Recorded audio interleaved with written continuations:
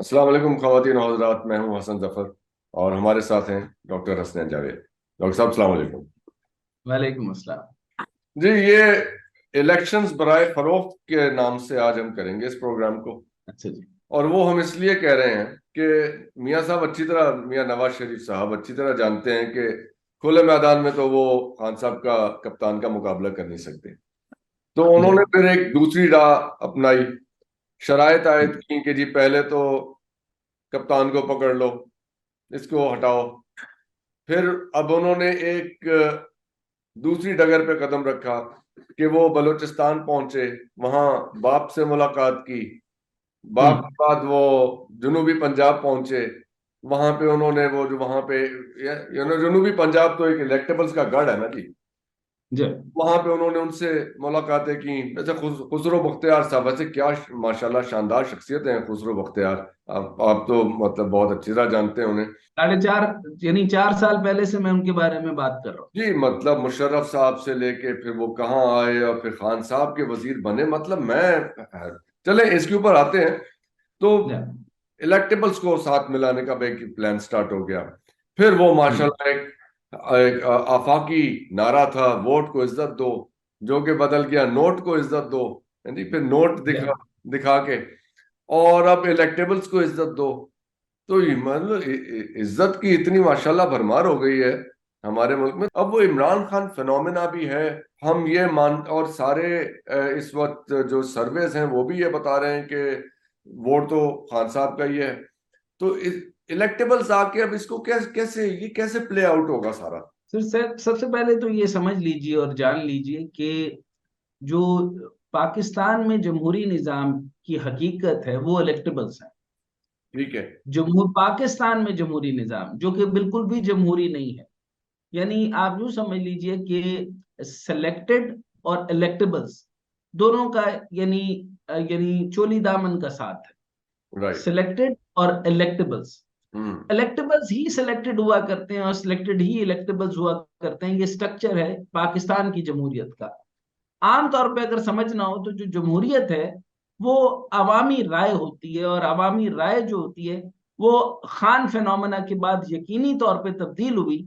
लेकिन 76 साल में इवन इमरान खान साहब भी जब तक इस मुकाम तक नहीं पहुंचे थे, वो उन्होंने जो जमहूरियत को समझा था वो यही सियासत थी, यानी इलेक्टेबल्स की सियासत, जिसके अंदर अभी आपने खुसरो बख्तियार साहब का नाम लिया।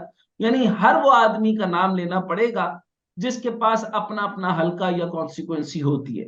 अब मैं समझाने के लिए एरिया आपके ऑफ सामने इन्फ्लुएंस जो है उनका, एरिया ऑफ इन्फ्लुएंस। इन्फ्लुएंस से आगे की चीज है, इसको जरा थोड़ा डिटेल में समझ लेते अच्छा। हैं। एक तो आप ये समझ लें कि इलेक्टेबल पाकिस्तानी सियासत की हकीकत है। पहले देख लें कि इलेक्टेबल्स होते कौन है। इनकी दो किस्में होती हैं सर। अच्छा। तो ये कुछ ऐसे खानदान हैं जो रवायती तौर पर अपने हल्के से इलेक्शन जीत कर ईवानों में आते हैं, लेकिन कुछ ऐसे भी होते हैं जो किसी भी पार्टी में वो इलेक्शन जीतते हैं, हम्म। आजाद उम्मीदवार के तौर पर इंतखाबात लड़े, जब भी इलेक्शन जीतते हैं, अगर पार्टी तब्दील कर लें तो भी इलेक्शन में कामयाब हो जाते हम्म। हैं। ठीक हो गया। ठीक है। अब इलेक्टेबल पंजाब सिंध बलूचिस्तान में जड़ें मजबूत किए हुए, यानी तकरीबन चारों सूबों में अपने इलेक्टेबल्स जो हैं वो जड़ें मजबूत किए हुए हैं। इमरान खान फैक्टर ने इन इलेक्टेबल्स का जोर तोड़ा जरूर है, लेकिन 9 मई के बाद ये इलेक्टेबल्स फिर से ताकतवर बनकर सामने आए हैं। और इधर इनका जो कद है वो कदरदान, जो इनको तोलने वाला, इनको नोट दिखाने वाला, इनको खरीदने वाला, इलेक्टेबल्स बेसिकली वो रेस के घोड़े होते हैं जो जीतते हैं, और इनको खरीदने वाला नवाज शरीफ अब मैदान में आ चुका है और वो मैदान में उतर चुका ये लोग ज्यादातर फ्यूडल बैकग्राउंड के हैं या ट्राइबल चीफ्स हैं इनकी, है। अच्छा, मतलब। अगर आपका सवाल स्पेसिफिकली, पहले मैं पंजाब से समझा देता हूं कि आपको फिर समझ आ जाएगी पंजाब कि ये क्या बलूचिस्तान, मामला है। जनूबी पंजाब बलूचिस्तान सिंध। हाँ अगर जी। आप पंजाब में चले जाते हैं तो ये देख लेते हैं कि पंजाब के जो इलेक्टेबल्स की बात की जाए तो कौन बड़े इलेक्टेबल्स हैं। अगर सिर्फ पंजाब की बात की जाए तो अक्सरियत अंग्रेज की नौ आबादियात की बाकियात हैं, यानी अंग्रेज की बाकियात। गुजरात के कलोनियलिज्म, चौधरी बरादरान, कलोनियलिज्म के रेमनेंट्स। क्लोनियलिज्म, क्लोनियलिज्म, और उसको यूं समझ लें कि यानी स्मॉल पार्टिकल्स ऑफ द क्लोनियलिज्म जो रेस्ट शोर आपके पास बाकी रह गई है। जी। तो गुजरात के चौधरी, मैं इससे बहुत आगे नहीं जाना चाहता, कायदे आजम के दौर में नहीं जाना चाहता, और ये भी नहीं जाना चाहता कि कायदे आजम एक कानून पर एक खास कानून था जिसकी वजह से उनको पीछे होना पड़ रहा था, क्योंकि जरई जमीन के अंदर जो है वो जो ये क्या नाम है, जो बड़े फ्यूडल्स हैं वो अपनी बेटियों को उसके अंदर से जमीन शरई तकाजों के मुताबिक नहीं देना चाहते थे। मैं वहां तक नहीं जाना चाहता, मैं आपको इतना चलिए बताना अभी चाहता हूँ अभी कि इस पे क्या इन्फ्लुएंशियल है कि कहां तक जा सकते हैं। जी बहरहाल, तो जो पंजाब की बात अगर मैं करूं तो चौधरी बरादरान रहीम यार खान के मखदूम, अच्छा मखदूम भी समझ लीजिए, मखदूम जो लफ्ज है ये पर्शियन का है, और मखदूम का मतलब खिदमत करवाई जाए जिनकी, मतलब वो नहीं जो आवाम की खिदमत करे, ये वो लोग जिनकी होते हैं खिदमत जिनकी की जाए। खिदमत की जाएगी। हाँ जी, ये हम्म, मखदूम है। सो मखदूम और मुल्तान के मखदूम, गर्देशी, सैयद, गिलानी, मियाँ वाली के नवाब, और नवाब ऑफ कालाबाग का घराना, बीजी खान, राजरपुर में खोसे, द्रेशक, लगारी, मजारी, और झंग के सैयद, शेख जिसे हम खोजा भी कहते हैं, और फिर भरवाने, मेघाने, अभी अब ये तो साडा इलाका ही आ गया है, और हाँ मुजफ्फरगढ़ के हानिकास खर, यहाँ पे। जतोई, चकवाल, अच्छा चकवाल के अंदर टिमन वगैरह समेत पंजाब में इलेक्टेबल्स की भरमार है। हम्म, ये जब चाहे अपनी सियासी वाबस्तगी जो है वाबस्तगी है तब्दील कर लेते हैं, या किसी पार्टी में हो या आजाद लड़े, सीट निकाल लेते हैं। यानी आप यूं समझ लें, फॉर एग्जाम्पल अगर पक्की सीट फखर इमाम साहब की है तो वो आजाद लड़ लेंगे, उनको किसी पार्टी में फिलहाल आने की जरूरत नहीं है। इसी ठीक है। तरीके से पक्की सीट जो है वो सैयद आबदा की है या शाह फैसल की है या जंग की, मैं सिर्फ बात कर रहा हूँ, आगे आगे तो मैं हजारों एग्जाम्पलें दे दूंगा। इसी हम्म, तरीके से जो जंग शहर की है, वो शेख और सिपह सहाबा की जो सीट है वो जरा कंट्रोवर्शियल रहती है, कभी सिपह सहाबा ले जाती है, कभी शेख वकास, यानी हम हमारी जुबान के अंदर कहते हैं और खोजे जित गए, और या वो तलवारा जित गई, या पगड़ी जित सी, या खोजे जित सन। तो खोजे जित गए तो फिर वो पक्की पक्की सीट उनको नहीं कहते, लेकिन उनको ये जो है वो ट्विस्टेबल होती है। बहरहाल, ठीक है। अवाम को उन्होंने यूं इसी तरीके से ये आजाद लड़ते हैं या पक्की सीट पे लड़े, सीट इन्हीं की होती है, कोई भी राय नहीं होती और कोई काम नहीं होता, कोई कुछ नहीं होता, और वही खंबे, वही सड़कें, और इलेक्शन से वही चंद दिन पहले की गेम होती है, और इसके बाद बयानिया और वो ये अपने हल्के चीजें, में भी नहीं आते। तो मोटरसाइकिलें, आवाम बयानिया। को उन्होंने यूं बेवकूफ बनाया हुआ, और एक भाई एक पार्टी में होता है और दूसरा दूसरी पार्टी में होता है, और कजन कजन जो है वो आजाद लड़ रहा होता है। मेरे बड़े अच्छे दोस्त हैं और बड़े अच्छे मेहरबान हैं, बुजुर्ग हैं, जैसे फखर इमाम साहब हैं, उनके बेटे भी लड़ेंगे, बेटी भी लड़ेंगे, वो खुद भी लड़ेंगे, उनकी सईदा आबदा भी लड़ेंगी, तो 4 सीटें तो उनकी हो गई ना। अब वो आजाद लड़ेंगे या किसी पार्टी से लड़े, सीट तो होनी की।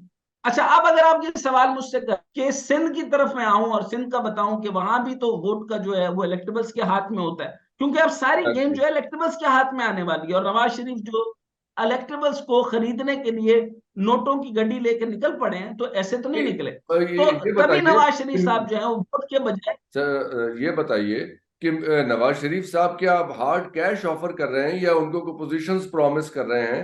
मतलब कि कैसे उन्हें रागिब सर करने का इसके लिए मैं सिर्फ तरीका एक अपनाया जा रहा है? इसके लिए मैं सिर्फ एक हिंट देख आपके देख के, आपने बहुत अंदर की गहरी बात पता पूछ ली, और मुझे अंदर की बहुत गहरी बात पता है, लेकिन मैं बताना इसलिए नहीं चाहता क्योंकि आप यूं समझ लें कि दोनों हैं, लेकिन मजे की बात यह है कि इस टाइम जो है वो नवाज शरीफ साहब मिलकर आ रहे हैं, और हम्म, तमाम कैलकुलेशंस जो हैं, यानी फायदों की मद में long term, short term, medium term, जो कि अपने फवायद हैं, सिर्फ अपने फवायद, कौमी मफादात के ऊपर नहीं।